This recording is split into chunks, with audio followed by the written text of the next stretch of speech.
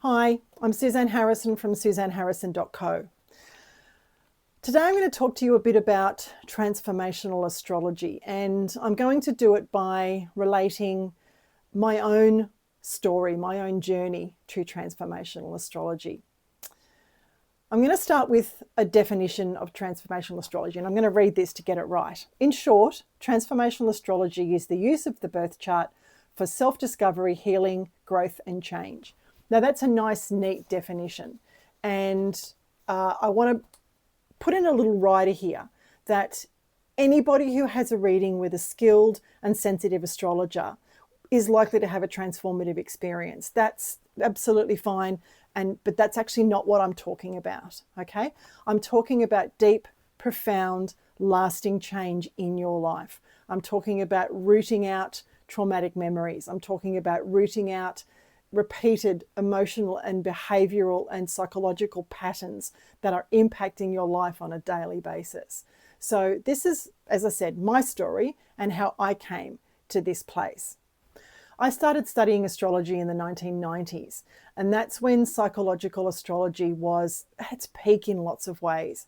Liz Green and Howard Susportis had started the Centre for Psychological Astrology in London. I was living in Sydney, Australia at the time. I still am. So it wasn't possible for me to go and study with them, but fortunately, they made books out of the transcripts of their lectures. And so I felt like I was studying at the feet of the masters. Now, the interesting thing from my journey was that I learnt about Jungian psychology and Jungian astrology before I actually learnt about the basics of the birth chart. So it wasn't until the mid-90s that I went to actually went to an astrology school, the Aquarian School of Astrology in Western Sydney, and learnt with my fantastic teacher, Juanita D'Angelo. And there I learnt all the basics of houses, signs, aspects, all that stuff. And I was finally able to put a container or a structure or a framework or a foundation under all this amazing Jungian stuff that I had already learned. Now, I've never studied Jungian psychology formally. I've not entered into Jungian analysis either. But like I said, I feel like I was studying at the feet of the absolute masters. Now, by the time I'd been with Juanita for, I think it was 2, maybe 3 years, I sat my astrology exam with the Federation of Australian Astrologers, came out of it with the top mark, because that's what I do, and I started doing readings. So one would think that this was in the early 2000s. I think I did my exam in 1998. So in the early 2000s, I was working in New Age stores. I was going to the festivals. You know, I went to the Mind, Body, Spirit Festival. I did all of that good stuff. And it was fun back in those days. It was all good fun. And then everything in my life changed. And in hindsight, if I'd known what was going on, really known what was going on in my chart, like I could see it because I was an astrologer, but if I had known the undercurrent, what the psychological stuff was underneath what was actually happening in my transits, and I'll tell you what my transits were in a second, then I think the outcome would have been completely different. And again, I've written this down so that I can basically tell you a little bit more easily rather than having to try and muddle my way through it. So in 2003, I got divorced and I moved house. Now, they're two of the three most stressful things that can happen to a person. The other most stressful thing is the death of a loved one. That's coming. And I was like, yay, liberation, fantastic. You know, usually it's traumatic and awful. And I was like, no, this will be really good. Except for one really important thing. And when you look at my chart, you're going to go, why didn't she see this coming? But anyway, this is what happens when we're in trauma patterns. When my husband and I split up, he was the major money earner. And so I was left with no really solid, stable, regular source of income. Now, I was doing readings and I was making a bit of money out of my readings, but it certainly wasn't enough for me to, you know, pay rent and put food on the table and feed the dogs and save for a house and all of those things. So at this point, let me segue into what the astrology was. And again, I'm going to read this because I want to make it really clear. Now, I'd made it through my Saturn return and my Pluto square, thinking, what is the big deal? You know, these are two well, there's supposed to be two really, really difficult cycles. And I was not having a difficult cycle. My Saturn's in Aquarius, so I did feel that as a liberation. My Pluto square was from the 11th house, I think, back to the 9th at the time. So again, that was more of a, there was a real liberation feel to it, you know, that Aquarian 11th house sort of feel to it. So I thought I was doing really, really well. And I was actually pretty chuffed with myself. But then, back then, I didn't know that, because I wasn't anywhere as skilled as an astrologer as I now am, I didn't know that Saturn and Pluto transits really didn't impact me that badly. But the two huge wrecking balls of my life were totally active, and they were Uranus and Neptune. Now, in 2003, I was 41 years old.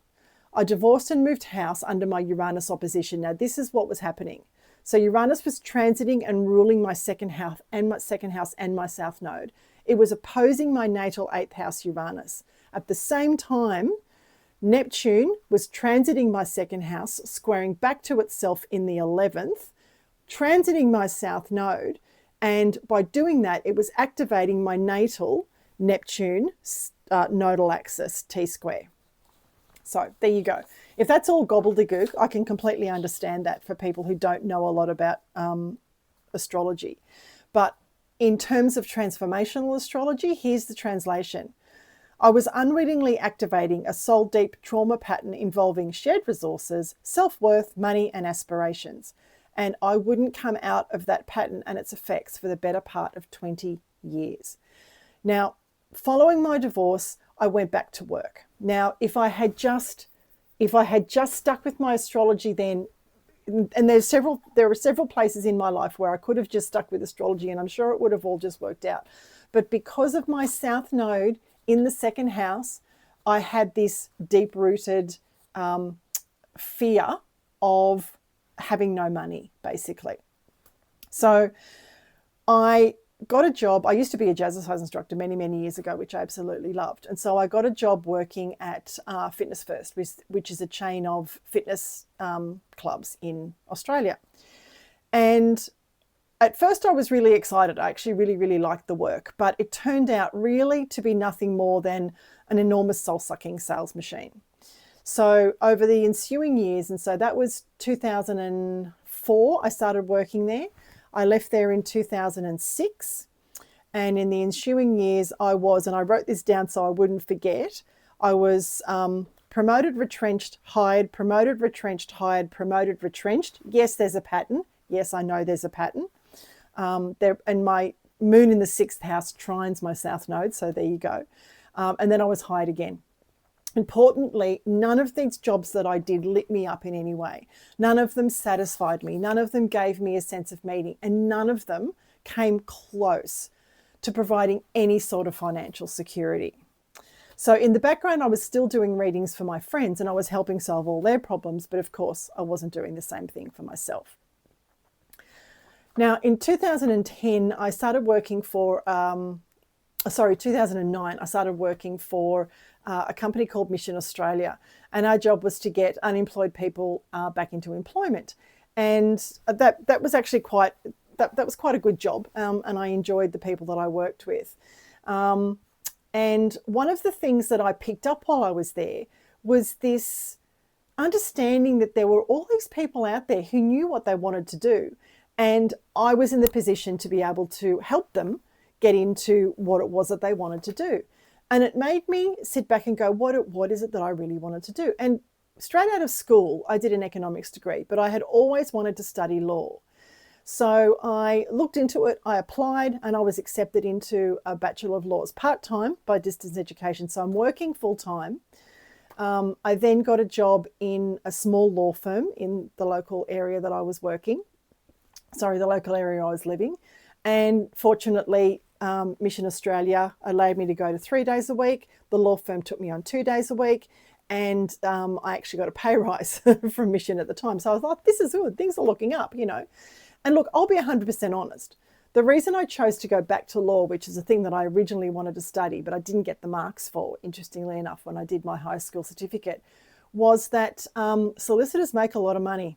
It was purely a financial decision. And again, I know now in hindsight, I look back at all of these things and they're all so South Node, second house, and it's awful.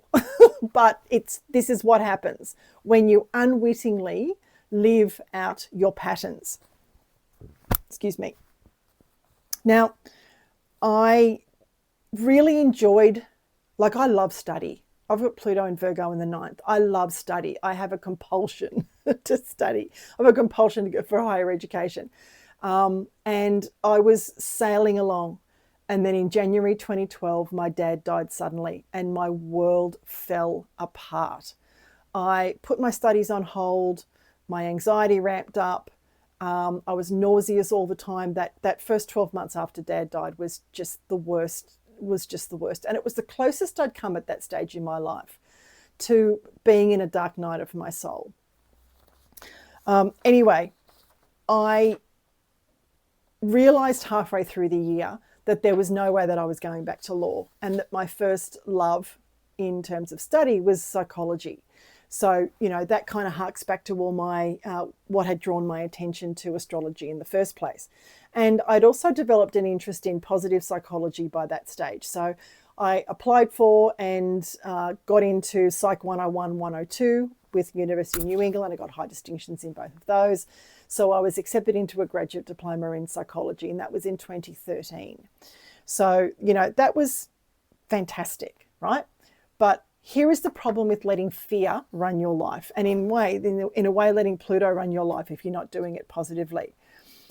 If you let fear run your life, it will make all your decisions for you. And unfortunately, all my decisions were being made around money. So yes, I'd made the decision to study law, and that was because I wanted to be a solicitor because I earned a lot of money. And even though I went back to uni to do psychology, and psychologists generally don't earn the sort of dollars that solicitors earn. In Australia, I think the rate at the time, the going rate at the time was like $238 for an hour consult. And I thought, yeah, that's all right. That'll do me. It's more than I can earn as an astrologer. Or so I thought at the time. But anyway, so again, if you let fear keep driving you, you will keep making the wrong decisions. And because I had to stay employed while I was studying, I was basically killing myself by working full-time across 2 jobs. And I was in work where low-paying work, it was still low paying. I mean, I had got a pay rise with Mission. It was still low paying. And I really felt like neither of the places valued me. And then another thing happened in 2013. I was retrenched from Mission Australia. So I began working an extra day a week at the law firm, and then I started working another day a week doing something that was actually really good because it was related to my psychology. And let me just fast forward a little bit here. The culture in that law firm, that small law firm, was to be described in one word: toxic. Now, it certainly was toxic to me. I was subjected to ongoing bullying and discrimination by the management, and I knew it, but I was like a frog in a pot, again, getting back to the psychology. Because I have a tendency to always try and see the good in people, Neptune in the 11th house, whenever they would do something nice, I'd go, oh yeah, it's all right. And then when they do something nasty, I'd be like, oh, And the whole time, like I said, I was like the frog in the pot. I didn't realize that I was literally being boiled alive. It was really not cool. So finished my psychology. I did an honours degree. I was going to come out of that and then actually train to become a psychologist, but decided against doing that for all kinds of reasons. And let's fast forward to this year, 2025, when I got to May 2025 and the bullying and the discrimination at this small law firm just went into overdrive for reasons I won't, or in ways that I won't go into the details of, but it was awful. It was absolutely awful. Now, anyone who knows anything about the nodal axis will know that if your south node's in the 2nd house, your north node's in your 8th house, okay? So that drive to always, that hunger for psychology was very much my 8th house node. And sadly, my mum passed away at the end of last year. And I inherited a small amount of money from her, but again, inheritance is 8th house stuff. So the inheritance that I got from my mother gave me an opportunity to have a break. So I walked away from that law firm for good, which is the best thing that I could possibly have done. And I also now realize that if I hadn't walked away from it, I wouldn't have been able to heal in the way that I healed. So inheriting a small amount from my mum's estate, I was able to take some time off, take some time for myself, and also invest myself finally and solely into my astrology business. Now, I have Uranus in my 8th house natally, conjunct my 8th house node. So, 8th house in Leo, a really oversimplified way of looking at that is investing in yourself or investing in your own creativity, which is what I'm doing. And of course, with Uranus there, it is the classic sign or the classic planet for psychology. So I walked away from that place and knew that I was going to be revamping and relaunching my astrology business and taking it to the next level and doing it full time. But what was it that made me know that this time round it would be different? Because every other time I've thought to myself, I'll go and I'll do astrology and I'll do it full time and I'll make it work. I never really believed, I think, that I could make it happen. But I had been studying other astrologers going along the line. I've been studying astrology. I never stopped studying astrology. And somewhere along the line, I can't remember when I actually came upon him. I came upon Mark Jones, who's markjonesastrology.com if you want to check him out. He does a lot of courses for the Astrology University as well. And I have his book, The Healing of the Soul. Healing the Soul, it's called. And I consumed that book in the last couple of weeks, interestingly, before I walked out of the law firm. And it was then that I realized that I had the classic Uranus trauma pattern in my chart. So I'm 63. I finally learned about that pattern, the truth of that pattern, in my 64th year on this planet. Okay.